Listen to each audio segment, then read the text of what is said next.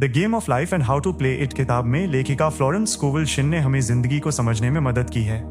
किताब हमें ये बताती है कि हम जो भी दुनिया को देते हैं वो आखिर में हमें ही वापस कर दिया जाएगा, जिसका मतलब ये है कि अगर हम प्यार देते हैं तो हमें बदले में प्यार ही वापस मिलेगा, लेकिन अगर हम नफरत देते हैं तो बदले में हम नफरत ही महसूस करेंगे।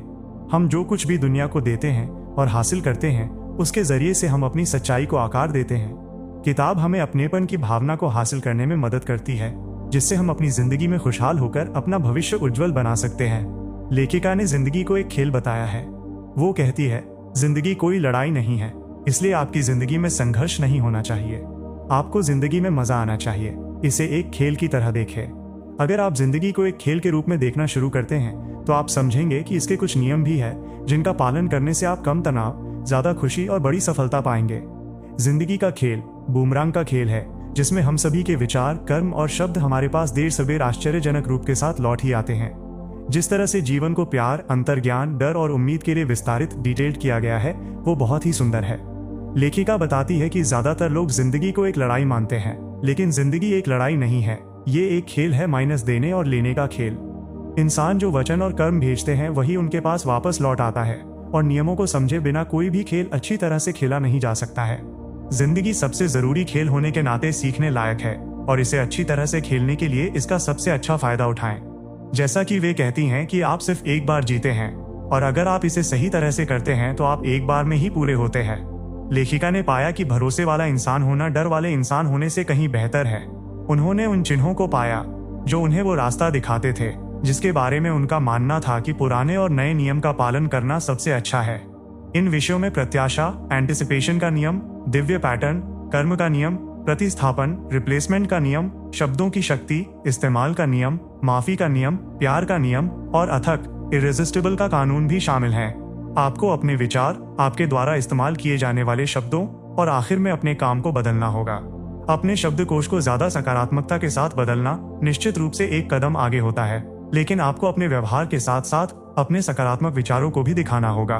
किताब में बताए गए जिंदगी के 3 सबक। जिंदगी का वर्ग लेखिका बताती है, हमारी जिंदगी में 4 केंद्र बिंदु होते हैं जो हमारे आत्मसमर्पण की मांग करते हैं: धन, स्वास्थ्य, प्यार और अपने आप की अभिव्यक्ति। अपनी जिंदगी के इन हिस्सों में से हर एक को आप जिस तरह से आकार देना चाहते हैं, आखिर में वही आपको एक यादगार और सुखी जिंदगी वापस देगा। खुशी आपका ईश्वरीय अधिकार है। जब भी आपको लगे कि आपको खुशी के लिए काम करना है तो याद रखें कि आप खुश रहने के अधिकार के साथ पैदा हुए हैं। अपनी जिंदगी को सकारात्मकता से भरें और रास्ते में हर छोटी गलती के लिए खुद को दोष देना बंद करें। कभी कभी आपकी इच्छाएं गलत होती हैं। बहुत से लोगों को कभी कभी ये गलत विचार आता है कि वे क्या चाहते हैं। ऐसा तब होता है जब लोग उस आखिरी परिस्थिति का समाधान खोजने की कोशिश करते हैं जिसे वो खुद पूरा करना चाहते हैं। उदाहरण के लिए, अगर आप लोगों से पूछते हैं कि उन्हें खुश रहने के लिए क्या चाहिए, तो उनमें से ज्यादातर कहेंगे कि उन्हें पैसे की जरूरत है। हालांकि जिंदगी की खुशी का पैसे से कोई लेना देना नहीं है। इन तीनों सबकों का मतलब साफ है, आपकी जिंदगी ही सबसे ज्यादा कीमती है। इसलिए आखिरी परिणाम पर ध्यान दें और ईश्वर, ब्रह्मांड या जिससे आप ये कह सकते हैं उसे आपको ये दिखाने दें कि आपकी इच्छाओं को क्या वे पूरा कर सकते हैं, और बाकी सब जिंदगी के लिए है तो जिंदगी का मजा ले और खुल के जिए। लेखिका जिंदगी के इस नियम में बताती है कि कल्पना संकाय, इमेजिनिंग फैकल्टी, जिंदगी के खेल में सबसे बड़ी भूमिका निभाती है, जिसका मतलब है कि इंसान जो कुछ भी कल्पना करता है उसे अपनी जिंदगी में देर सवेर वापस मिल ही जाता है। इसलिए हमें अपनी जिंदगी में मनचाहे लक्ष्यों को लगातार हासिल करने के लिए अच्छी कल्पना करना बहुत जरूरी है। कल्पना संकाय को प्रशिक्षित करने के लिए दिमाग को समझना जरूरी होता है। फ्लोरेंस मन को 3 भागों में विभाजित करती है: अवचेतन, चेतन और सुपर अवचेतन। अवचेतन माइनस लेखिका बताती है कि अवचेतन मन बस एक शक्ति है बिना किसी दिशा के। ये भाप या बिजली की तरह है और ये वही करता है जो इसे करने के लिए निर्देशित किया जाता है। इसकी कोई आने वाली शक्ति नहीं है। चेतन माइनस लेखिका बताती है कि ये मन तर्क करने वाला मन है, बल्कि ये जिंदगी को वैसा ही देखता है जैसा वो होता है। ये तस्वीरों को देखता है और अवचेतन मन पर प्रभाव डालता है। सुपर कॉन्शियस माइनस सुपर चेतन। मन हम में से हर एक इंसान के अंदर होता है, जो हमारा ईश्वर का मन है, और ये हमारे सारे विचारों की जगह है। मन के तीनों भागों को समझकर आप समझ सकते हैं कि हमारा मन वही देखता या सोचता है जो हम उसे दिखाना चाहते हैं। तो अगर आप अच्छी कल्पना करेंगे तो आपका मन भी यकीनन अच्छा ही सोचेगा। इसलिए अपनी मनचाही चीजों में अच्छी बातों को शामिल करें और कल्पना करना शुरू करें। आपका मन तब अच्छे परिणामों के रूप में आपके सामने नजर आएगा और आपको जिंदगी में भी सकारात्मक और अच्छे परिणाम ही मिलेंगे। जो कोई भी शब्दों की शक्ति को नहीं जानता है वो समय के पीछे है। हम में से हर एक के पास खुद के साथ एक लगातार बातचीत होती है, लेकिन हमें कभी ये महसूस नहीं होता कि ये हमें कैसे प्रभावित करता है, बेहतर या बदतर के लिए। जिस तरह से हम अपनी जिंदगी जीते हैं और हम अपने आप से जो भी शब्द कहते हैं वो हमारे अवचेतन मन में सच्चाई के रूप में आते हैं। इसलिए हमें अपने आप से या दूसरे से बोले जाने वाले अंदरूनी या बाहरी शब्दों का हमेशा ध्यान रखना चाहिए। लेखिका कहती है, शब्दों की शक्ति अपार है, इसलिए इस बात से सावधान रहें कि आप अपने आप को कैसे अभिव्यक्त CONTEXTMENU करते हैं और हमेशा नकारात्मक शब्दों का इस्तेमाल करने से बचें, क्योंकि उनमें बहुत बड़ी अभिव्यक्ति की शक्ति होती है। जैसा कि वे कहती हैं, हम अपने या दूसरों के विचारों को शब्दों के जरिए से समझते हैं। इंसान की विचार प्रक्रिया को जानने के लिए उसकी बातें सुने और उसकी स्थिति समझें, चाहे वो इंसान हर नजर से महान हो या संघर्ष करने वाला हो। उदाहरण के लिए, जैसे कोई शख्स दुबई में रहता है जहां पर कुछ जगहों में पार्किंग की तंगी रहती है। जब वो कार चला रहा होता है तो उसे हमेशा पार्किंग मिलती है, चाहे किसी भी समय, जैसा कि वो हमेशा कहता है कि मुझे हर समय पार्किंग मिलती है। दूसरी ओर, उसने लोगों को ये कहते हुए सुना है कि वहां बहुत ज्यादा भीड़ होती है, उन्हें कभी भी पार्किंग नहीं मिलती और परिणाम साफ होता है। आप जो कहते हैं वो आपके शब्दों की ताकत होती है जो आपके असल जिंदगी को प्रभावित करती है। इसलिए जितना ज्यादा हो सके खुद से हमेशा सकारात्मक ही रहे। एक पुरानी कहावत है कि हम सभी सिर्फ 3 उद्देश्यों के लिए अपने शब्दों का इस्तेमाल करने का साहस करते हैं: चंगा करने, आशीर्वाद देने या दौलतमंद होने के लिए। आप जो दूसरों के बारे में कहते हैं वो आपके बारे में भी जरूर कहा जाएगा, और जो आप दूसरों के लिए चाहते हैं वो आप अपने लिए चाहते हैं। इसलिए अगर आप दूसरों से अच्छा सुनना चाहते हैं तो खुद अच्छा बोले, बदले में फिर आपको अच्छा ही सुनने को मिलेगा। आप खुद किसी से प्यार से बात करते होंगे तो आपको प्यार से ही जवाब मिलता होगा। तो अच्छाई को अपनाने से पीछे कभी न हटे, बाकी परिणाम आपके सामने ही होंगे। किताब में घोड़े की नाल या खरगोश के पैर जैसी भाग्यशाली चीजों के साथ विश्वास की शक्ति को अच्छी तरह से समझाया गया है। उन चीजों के बजाय उन चीजों के पीछे हमारा विश्वास ही है जो हमारे अवचेतन मन में प्रत्याशा, एंटिसिपेशन स्थापित करता है और मनचाहे परिणामों को आकर्षित करता है। इसलिए शक्ति उन चीजों में नहीं है, बल्कि हमारे ऊंचे आत्मविश्वास में है। एक महान बात है कि आस्था पहाड़ों तक को हिला सकती है और शक उन्हें पैदा कर सकता है। किताब में ईश्वरीय पैटर्न का जिक्र किया गया है, जिसका मतलब है कि आपको हमेशा अपनी जिंदगी में सही परिस्थितियों के बारे में पूछना चाहिए, न कि कुछ खास स्थितियों के बारे में, क्योंकि जो कुछ भी आपके मन में है वो सही चीज नहीं हो सकती है जो आपको खुश करे। इन बातों के साथ साथ प्रतिस्थापन का नियम भी काम करता है। हम में से बहुत से लोग इस बात के जानकार भी नहीं हैं कि असलियत में वो क्या है जो हमें खुश और संतुष्ट करता है, और इस तरह हम अपनी सच्ची इच्छाओं को नहीं जानते हैं। स्कूवेल शिन पैसे के बारे में चिंतित ग्राहकों को ये याद दिलाती है कि भगवान आपकी असली पूर्ति है। उन्होंने इस बात से अपनी बात की पुष्टि, कॉन्फर्मेशन की आत्मा कभी देर नहीं करती है, और आपको धन्यवाद देना चाहिए कि आपको न दिखने वाले मैदान पर पैसा मिला है और ये सही समय पर आपके सामने होता है। लेकिन सिर्फ सही शब्द कहना और विश्वास करना काफी नहीं होता है। हमें अपने अवचेतन मन को ये दिखाने की जरूरत होती है कि हम उसे हासिल करने की उम्मीद करते हैं। हम सभी को उस चीज के लिए तैयार रहना चाहिए जो हमने भगवान से मांगा है, जबकि बेशक उसका जरा भी संकेत दिखाई न दे। लेखिका कहती है, यह मानो कि ऐसा करने से फायदा मिलने का रास्ता खुल जाता है। वो कहती है कि अपना बोझ यहोवा भगवान पर डाल दो। कई बार बाइबल भी ये कहता है कि लड़ाई इंसानों की नहीं बल्कि भगवान की होती है। हमें जो करना या सीखना चाहिए वो है सीधे खड़े रहना और ईश्वर या अंदर के सबसे ताकतवर सुपर कॉन्शियस मन को काम पर जाने देना। आपकी आस्था आपको रास्ता जरूर दिखाएगी, इसलिए पूरी आस्था के साथ विश्वास की शक्ति का इस्तेमाल करें। कर्म का नियम और क्षमा का नियम लेखिका बताती हैं। कर्म और क्षमा का नियम हमारी जिंदगी में बहुत जरूरी होता है। कर्म के नियम का मतलब है कि हम जो कुछ भी प्रकट करते हैं और जो कुछ भी दुनिया को देते हैं वही हमें वापस हासिल होगा। इसलिए इस नियम को कारण और प्रभाव का नियम भी कहा जाता है। इसलिए ये ध्यान रखें कि आप सकारात्मक ऊर्जा ही दुनिया को देते हैं और आपको इससे सकारात्मक परिणाम ही हासिल होंगे। अथक इररेसिस्टिबल का नियम कर्म के नियम का जोड़ होता है।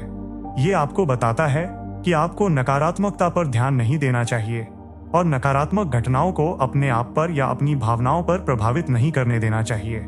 यह नियम ऐसे ही काम करता है, जितनी कम आप नकारात्मक चीजों को अपनाएंगे उतना ही कम आप दुनिया को बदले में देंगे।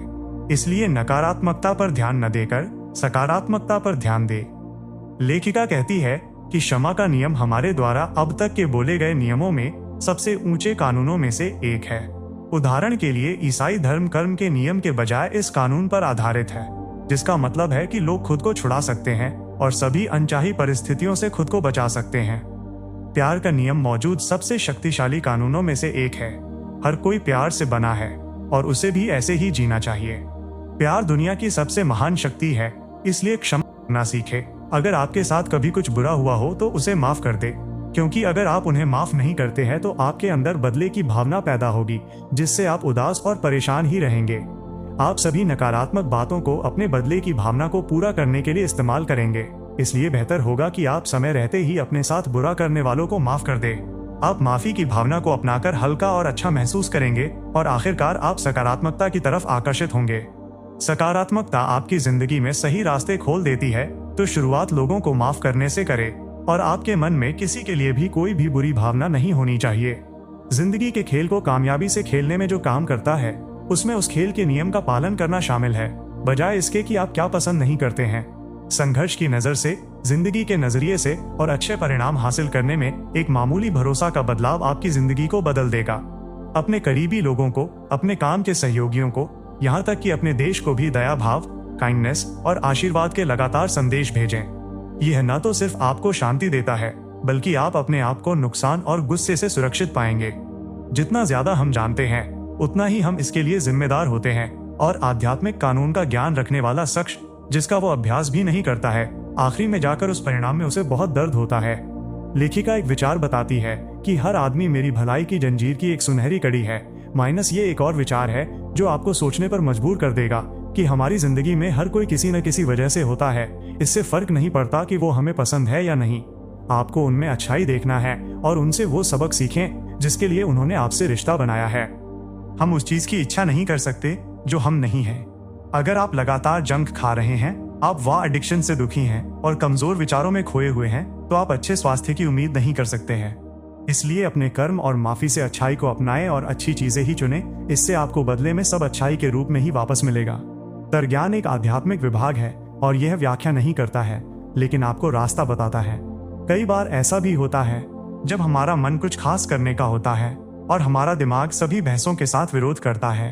हम अभी भी अंतर्ज्ञान करते हैं और बाद में ये महसूस करते हैं कि ये करना सही था और ये हमें अपने लक्ष्य के करीब ले आया। ये कुछ ऐसा होता है कि आप कुछ कहो और वो आपको मिल जाए। अगर हमें कुछ करना है आउट, तो हमें ये बताने के लिए एक निर्धारित प्रमुख के साथ हमें जो चाहिए वो हमें उससे पूछना चाहिए। ब्रह्मांड के पास ऐसे तरीके हैं जिनसे वो काम करने, जानने और कुछ विशेष करने के लिए आपका मार्गदर्शन करेगा। लेखिका का मानना है कि उपहार सबसे अच्छा निवेश है जो आप कर सकते हैं। उपयोग का नियम उपहारों पर जोर देता है। ये समझदारी पूर्ण होता है। अगर आप मन और दिल से सकारात्मक विचारों और भावनाओं के साथ कुछ दुनिया को देते हैं, तो कर्म का नियम आपके लिए काम करेगा और आपको खुश करेगा। आपको अपने विचार, आपके द्वारा इस्तेमाल किए जाने वाले शब्दों और आखिर में अपने काम को बदलना होगा। आपको इस बात पर शक नहीं करना चाहिए कि क्या आप पूर्ण कल्याण को हासिल कर सकते हैं, या अगर आप इसके काबिल हैं तो खुद से सवाल करें। हर कोई इसका हकदार होता है। यह आपका दैवीय अधिकार है और आपको अपनी जिंदगी में परमेश्वर की योजना के अनुसार ही जीना चाहिए। यही आपका अंतर्ज्ञान है जो आपकी जिंदगी में आपका मार्गदर्शन करेगा। इस बात पर भरोसा रखें कि आपके लिए सबसे अच्छा ही आ रहा है और वो जरूर आएगा। लव लाइफ, और लाइफ आपको वापस प्यार करेगी। मतलब प्यार दोगे तो आप प्यार पाओगे। इन सब बातों के बारे में आपने पहले भी सुना होगा, लेकिन इन पर ज्यादा कभी भी सोचा नहीं होगा। अगर आप हमारे इस बताए गए तरीके से अपनी जिंदगी नहीं जी रहे हैं और जीने का सिर्फ नाटक कर रहे हैं, तो अभी समय है कि आप इसे बदल दें।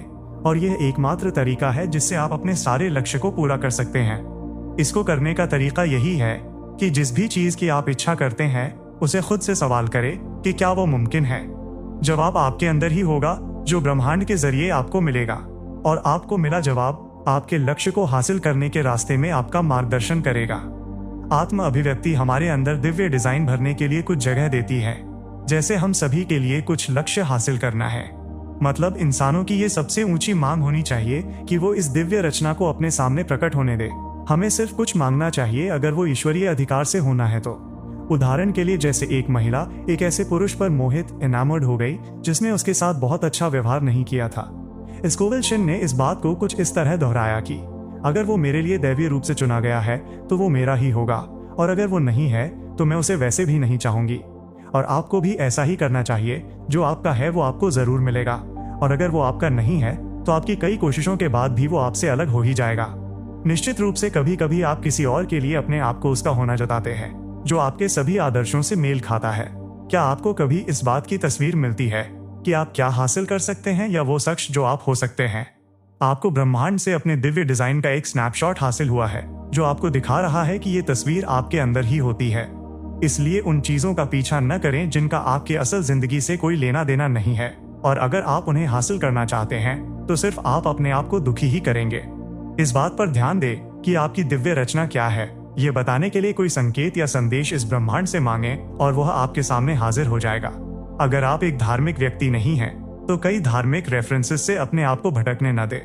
अगर आप अपने दिमाग को खुला रखते हैं, मतलब सब कुछ समझने की ताकत रखते हैं और शब्दावली को अपने अतीत में देखते हैं, तो आपको बड़ी मात्रा में काम आने वाली सलाह मिलेगी जो संभावित रूप से आपको अपनी खुद की दिव्य रचना के साथ फिर से जोड़ सकती है।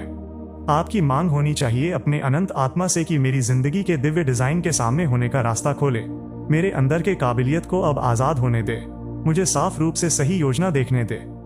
बस अपने आप से ये बोलकर आप जवाब ढूंढ लेंगे और आपको वो नजर आएगा जो आपके लिए सच में मायने रखता है। मतलब आप सही रास्ते को ढूंढ लेंगे जिसमें आपको उदासी बिल्कुल भी नहीं मिलेगी।